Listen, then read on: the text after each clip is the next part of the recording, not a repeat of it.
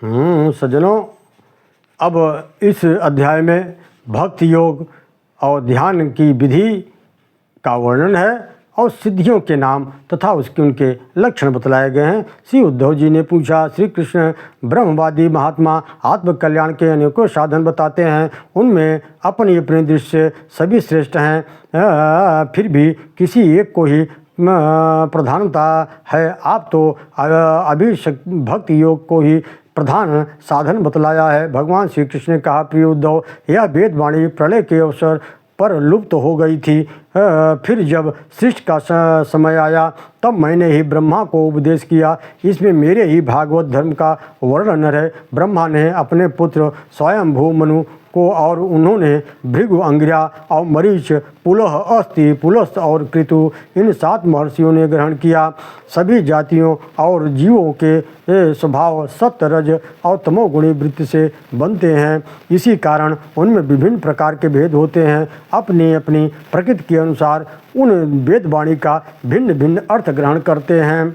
फिर उद्धव, मेरा जो भक्त अभी जितेंद्रिय नहीं हो सका और संसार के विषय को बार बार उसे बांधा पहुंचाते हैं, अपनी ओर खींच लिया करते हैं, वह भी प्रतिक्षण बढ़ने वाली मेरी भक्त के प्रभाव से उन विषयों से पराजित नहीं होता।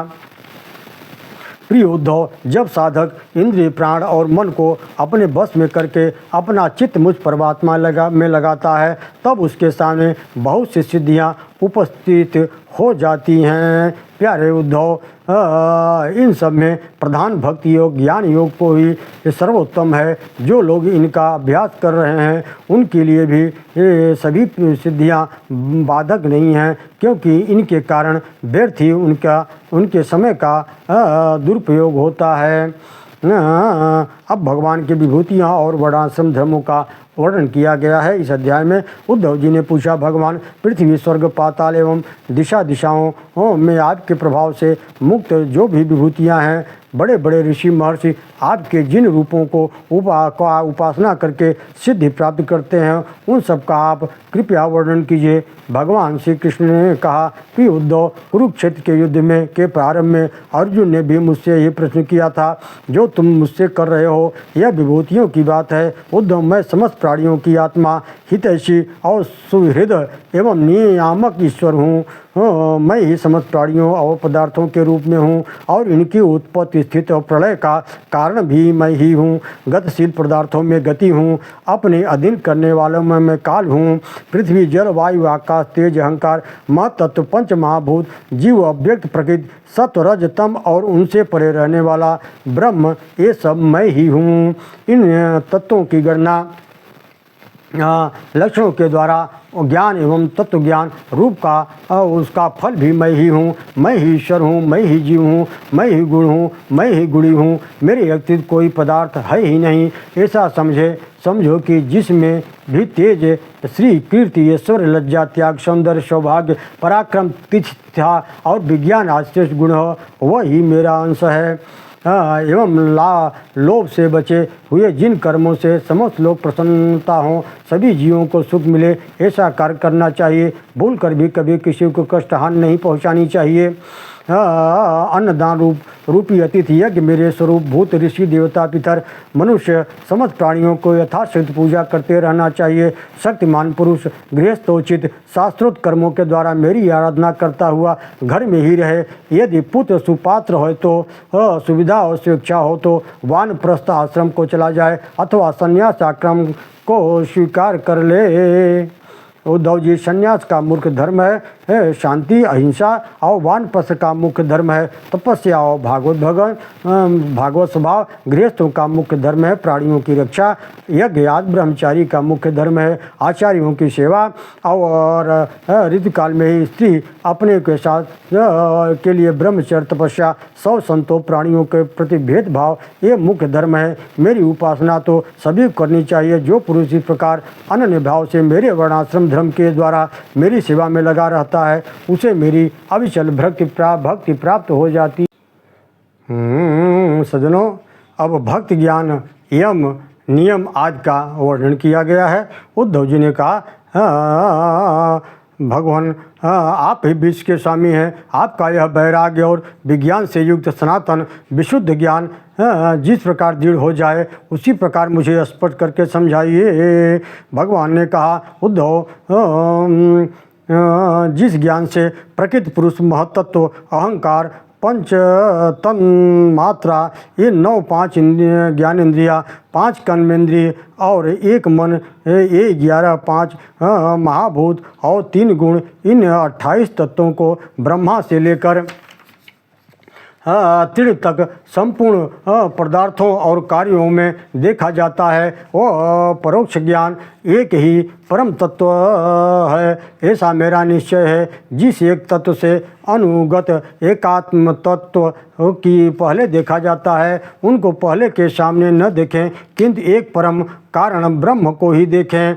यही मेरी निश्चित विज्ञान अपरोक्ष ज्ञान कहा जाता है। इस ज्ञान और विज्ञान को प्राप्त करने की विधि यह है कि यह शरीर आदि जितने भी त्रिगुणात्मक सावयव पदार्थ हैं, उनकी उत्पत्ति, स्थिति और प्रलय का विचार करे। जो तत्व वस्तु सृष्टि के प्रारंभ में और अंत के में कारण रूप में स्थित रहता है, वही मध्य में रहता है, वही सत्य परामार्थ और वस्तु है, ऐसा समझे। जो मनुष्य मेरी भक्ति प्राप्त करना चाहता है, वह मेरी अमृतमयी कथाओं का श्रद्धा से श्रवण करे, निरंतर मेरे ही नामों का अथवा मेरी ही लीलाओं का संकीर्तन करे, मेरी पूजा में अटूट श्रद्धा विश्वास रखे, मेरे ही स्त्रोतों से स्तुति करे, मेरे भक्तों की पूजा मुझसे भी बढ़कर करे और समस्त जीवों में मुझे ही समझे। इस प्रकार धर्मों का पालन करने से चित्त में जब सत्य गुण की वृद्धि होती है,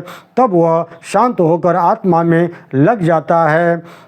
उस समय साधक को धर्म, ज्ञान, वैराग और ऐश्वर्य स्वयं ही प्राप्त हो जाता है। यह जगत विधि कल्पनाओं से पर भरा है। सच पूछो तो इनका नाम तो है, किंतु कोई वस्तु नहीं। उद्धव जी, जिसमें मेरी भक्ति हो वही धर्म है, जिसमें ब्रह्म और आत्मा की एकता का साक्षात्कार हो वही ज्ञान है। जिस विषयों में से परे निलेप रहना ही वैराग्य है और अणिमादि सिद्धियाँ ही ऐश्वर्य हैं। अब ज्ञान योग, कर्म योग और भक्ति योग का वर्णन किया गया है। उद्धव जी ने कहा, प्रभु, इसमें संदेह नहीं कि आपकी वाणी वेदमय है, किसी की अपनी कल्पना नहीं, परंतु प्रश्न तो यही है कि आपकी वाणी ही भेद का निषेध भी करती है। कृपया आप करके संदेह दूर कीजिए। भगवान श्री कृष्ण ने कहा, उद्धव जी, मैंने ही वेदों में एवं धर्म ग्रंथों में मनुष्यों के कल्याण के लिए अधिकारी भेद से 3 प्रकार के योगों का उपदेश किया है। ये वे 3 हैं, ज्ञान, कर्म और भक्ति। जो मनुष्य कर्मों तथा उनके फलों से विरक्त हो गए हैं अथवा उनका त्याग कर चुके हैं, वे ज्ञान योग के अधिकारी हैं। इसके विपरीत जिनके चित्त में कर्मों और उनके फलों से वैराग्य नहीं हुआ है, उनमें दुख वृद्धि नहीं हुई है, वे सकाम मनुष्य कर्म योग के अधिकारी हैं। जो मनुष्य न तो अत्यंत विरक्त हैं और न ही आसक्त ही एवं किसी पूर्व जन्म में के शुभ कर्म से सौभाग्यवश मेरी ही लीला कथा आदि में श्रद्धा और प्रेम हो गया है, वे भक्ति योग के अधिकारी हैं। उद्धव जी, यह मनुष्य शरीर बहुत समस्त शुभ कर्मों के द्वारा शुभ फलों की प्राप्ति का मूल है और बहुत ही दुर्लभ होने पर भी अनायास ही सुलभ हो जाता है। इस संसार सागर से पार जाने के लिए यह एक अत्यंत ही सुदृढ़ नौका है। इतनी सुविधा होने पर भी जो मनुष्य इस शरीर को पाकर यदि संसार सागर से पार नहीं पाता, तो वह अपने ही हाथों अपनी आत्मा का अधःपतन करा रहा है। गुण दोष व्यवस्था है और स्वरूप और का रहस्य है। श्री कृष्ण कहते हैं, प्रिय उद्धव, मेरी प्राप्ति के 3 मार्ग हैं। जो इन्हें छोड़कर चंचल इंद्रियों के द्वारा भोगता रहता है, वह बार बार जन्म मृत्यु के रूप संसार में भटकता रहता है। अपने अपने अधिकार अनुसार धर्म में पूर्ण निष्ठा एवं विश्वास रखने चाहिए, यही गुण है। इसके विपरीत चेष्टा करना ही दोष है। जल, तेज, वायु, आकाश, ये पंचभूत ही ब्रह्मा से लेकर समस्त चराचर जीवों के मूल कारण हैं। इस तरह वे सभी चराचर के दृष्टि से समान हैं और सबकी आत्मा भी एक है। फिर भी वेदों ने इसी इनके वर्णाश्रम नाम और रूप अलग अलग इसलिए बना दिए हैं कि वे वासना मूलक प्रवृत्तियों को संकुचित करके एवं नियंत्रित करके धर्म, अर्थ, काम और मोक्ष इन चारों पुरुषार्थों को सिद्ध कर सके। देश, काल, फल, निमित्त, अधिकारी, धान्यवादी वस्तुओं के गुण दोषों का विधान भी मेरे द्वारा इसलिए किया गया है कि कुकर्मों में लगे लोगों की उच्छृंखल वृत्ति न हो और मर्यादा भंग न होने पावे।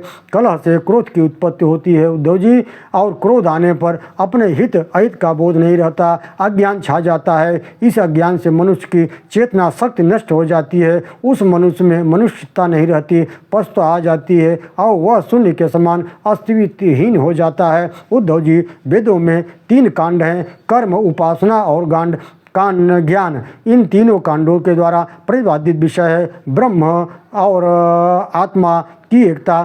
सभी मंत्र और वेदवाणी ब्राह्मण विषय को खोल कर नहीं रखते, गुप्त ही बताते हैं। मुझे भी इस बात को गुप्त के रूप में ही कहा सुना गया है, क्योंकि सभी मनुष्य इसके अधिकारी नहीं है। अंतःकरण में शुद्ध होने पर ही बात समझ में आती है। वेदों का नाम है शब्द ब्रह्म। वेद मेरी ही मूर्ति है, इसी से उनका रहस्य समझना कठिन है। वह शब्द ब्रह्म है, परा पश्यंती और मध्यमा वाणी के रूप में प्राण, मन और इंद्रिय है।